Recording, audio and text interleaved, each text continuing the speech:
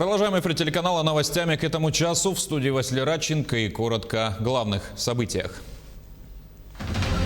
Программу льготной ипотеки под 6,5% могут упразднить. Что послужило толчком и каких регионов коснется возвращение к прежним ставкам?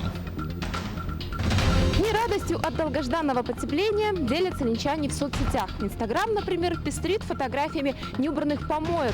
Мусорный коллапс все еще не решен в Ленске. Рекоператор очистил центр, а вот микрорайоны все еще утопают в мусоре. Якутия заняла 5-е место в рейтинге регионов России с самой высокой стоимостью свидания. Во сколько молодым людям обойдется вечер с любимой 14 февраля?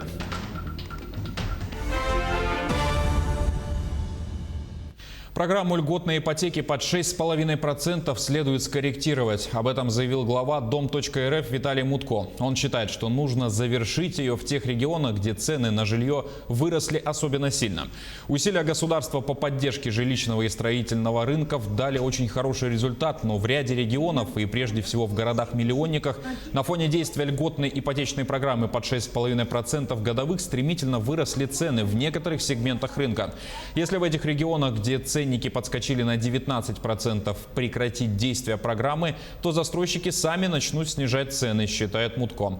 Такое положение дел сводит на нет все выгоды от программы льготной ипотеки для покупателя. В такой ситуации выигрывают только застройщики и банки.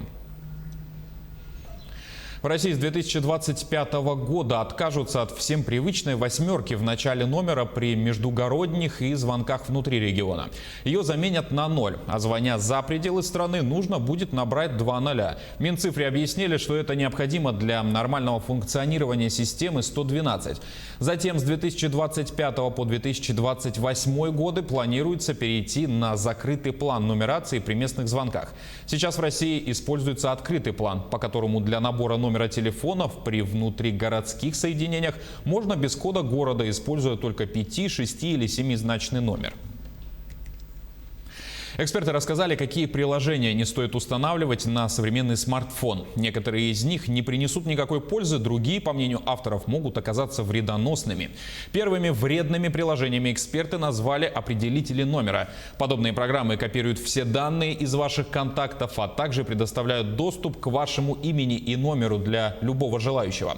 Следующими были указаны программы по якобы экономии батареи. Читателей призвали пользоваться только функциями энергосбережения из настроек мобильного телефона, так как эти приложения не приносят реальной пользы. Также бесполезными были названы очистители памяти. Другими опасными приложениями стали сторонние фонарики, сканеры QR-кодов и документов. Они не только хуже встроенных, но и дают возможность разработчикам получить доступ к камере. Движение автотранспорта с общим весом до 20 тонн разрешили на участках автозимников в Усть-Майском и Алданском районах. Об этом сообщает региональный Минтранс. Движение машин весом до 0,2 тонн разрешено по маршруту Усть-Мая, Усть-Миль-Белькачи и Кутана. Отмечается, что автозимник открыли на основании актов и контрольной проверки грузоподъемности. 50/50. Так сегодня можно описать темпы вывоза бытовых отходов в Ленске. После мусорного коллапса, который ленчане наблюдали в январе месяце этого года, региональный оператор все же приступил к уборке. С того момента прошло 2 недели. Если жители центра города уже видят чистые мусорные баки, то в микрорайоны, особенно отдаленные, техника не доехала. Олеся Васева выясняла, откуда поступают жалобы и можно ли было всего этого избежать. Не радостью от долгожданного потепления делятся линчане в соцсетях. Инстаграм, например, пестрит фотографиями неубранных помоек. Напомню, Новый год Ленск встретил заваленным бытовыми отходами. А рядом с многоэтажками по Аюнского и Пролетарской мусоросборники почти пустые, но их все равно очистили еще раз. А вот за 9-этажкой по Нюйской видно, мусор здесь не вывозили. На уборку придется потратить не 1 час, даже мехлопату пригнали. После осмотра центра города стало понятно, мусор отсюда вывозят. Тогда откуда жалобы линчан? Об этой помойке мы узнали из Инстаграма. Подписчики разместили фотографию 4 дня назад. Ну вот мы приехали на место, как видите, мусора меньше не стало. Завалы продолжают расти. И таких адресов в городе, к слову, несколько. Очевидно, что региональный оператор пока еще не знаком хорошо с картой города и о некоторых мусоросборниках просто не знает. Этот адрес от центра недалеко, а ситуация такова: чем дальше, тем реже вывозят мусор. Особенно страдают жители микрорайонов, поэтому и мнения горожан прямо противоположные. Наверное, когда были морозы, была страшная картина. Но сейчас, по крайней мере, мне кажется, нормально. Я в сторону Заозерной живу, там вообще не убрано. И собак там куча получается, поэтому нет, я бы сказала, что не убирают. В Мухтуе, например, вообще там, я даже не знаю, как это сказать, мусор вообще не убирается. Ну, сейчас хорошо убирают. Довольны мы, у нас чистенько, хорошо там. Порадовать ленчан оказалось очень просто. Достаточно было вывести мусор, который скопился во дворах за месяц. Так надо ли было до этого доводить? А причина проста. Региональный оператор, МПЖХ и подрядчик в Ленске, фирма «Профи», не договорились о расценках на 2021. 2 последних года показали, в Ленске куда больше мусора, чем предусмотрено нормативами. У нас, понимаете, у нас был договор на 2020 год, там был объем 70 тысяч кубов. На 2021 год договор, который нам в конце декабря региональный оператор отправил нам договор на первый квартал, там стоял строго норматив. Какой? Там цифра была, я сейчас, знаете, как скажу, я скажу вам, наверное, годовой 43 тысячи, понимаете? Несколько раз мы приглашали регионального оператора провести мониторинг на городе Ленске. Сейчас, я думаю, тогда, когда он приступил к работе на городе Ленске, я думаю, что он поймет, что это такое. О том, что Ленск остается без подрядчика по вывозу ТБО, в городской администрации узнали еще в середине декабря. И только в конце января проблема дошла до главы республики и вышла на районный уровень. К решению городской проблемы подключились районные власти. В принципе, городские власти все это знали, за этим всем наблюдали.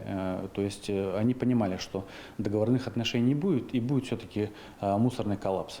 Вы сами наблюдали, что начало твориться на территории города.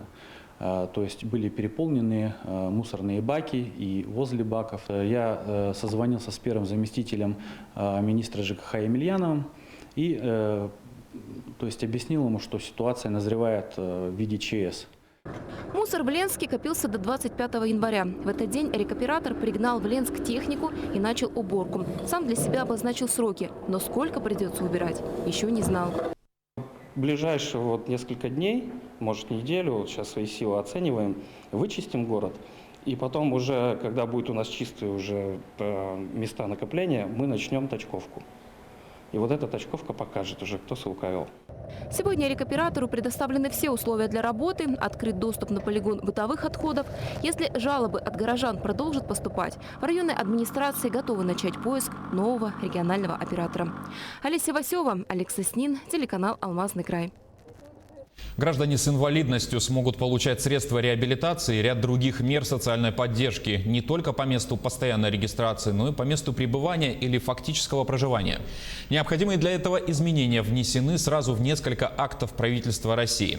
Новые правила особенно актуальны для граждан, которые переехали в другой регион учиться, работают или проходят длительное лечение вдали от дома. Теперь для получения нужного средства реабилитации они смогут обратиться в ближайшее отделение Фонда социального страхования. Такой же порядок предусмотрен для инвалидов, которые нуждаются в услугах сурдоперевода. Сотни мобильных автогородков для обучения детей правилам дорожного движения появились в Якутии за последние годы. Их организовали в рамках республиканской программы. Такие переносные площадки помогают на практике объяснить школьникам и воспитанникам детских садов простые правила перехода проезжей части, закрепить у них новые навыки безопасного поведения при участии в дорожном движении. С началом образовательного процесса в очном формате сотрудники ГИБДД вместе с педагогами проводят практические занятия. Ребята с удовольствием выполняют роли водителей, пешеходов, велосипедистов, изучают сигналы светофоров, дорожные знаки, учатся определять дорожные ловушки, избегать опасных ситуаций.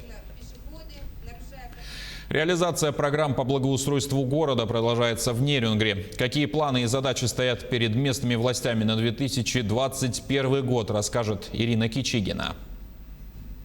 Несмотря на ограничительные меры, все программы по благоустройству города в прошлом году были успешно реализованы. Напомним, Нерюнгри участвовал в 2 программах – федеральной «Комфортная среда» и республиканской по поддержке местных инициатив.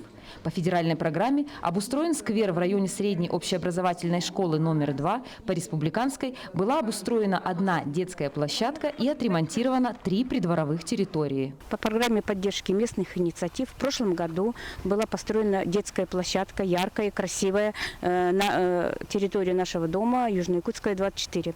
Большое спасибо всем, кто принимал участие, кто разрабатывал проект, кто был инициативен и собирал подписи и прочее, прочее. Мы очень рады, дети очень рады, гуляют, довольны. Спасибо. В этом году в рамках программы «Комфортная среда» будет благоустроена одна дворовая территория, спортивная площадка и уже выделено финансирование, проведен конкурс и определен подрядчик по благоустройству парка культуры и отдыха. Финансирование составляет 43 миллиона рублей. Проект прошел госэкспертизу, проверку Госкомцен и согласование Управления архитектуры. На участие в программе поддержки местных инициатив на этот год поданы 3 заявки. На сегодняшний день Министерство финансов эти заявки рассматривает, и в конце февраля, в начале марта будут они рассмотрены, и я уверен, что будут удовлетворены. Это дворовые территории, асфальтирование проездов «Дружбы народов 828», это «Дружбы народов 10-10-1». Благодаря таким программам город преображается с каждым годом. Но без инициативы и поддержки управляющих компаний, ТСЖ и самих жильцов создание комфортных общественных пространств было бы невозможным. Ирина Кичигина, Вадим Барашков, Нерюнгри.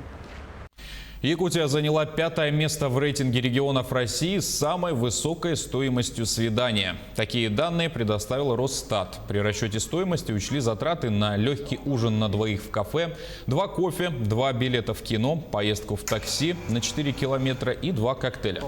Так, стоимость романтического вечера в Якутии составит 2190 рублей. Следом по дороговизне идут Москва, Ненецкий автономный округ и Дагестан.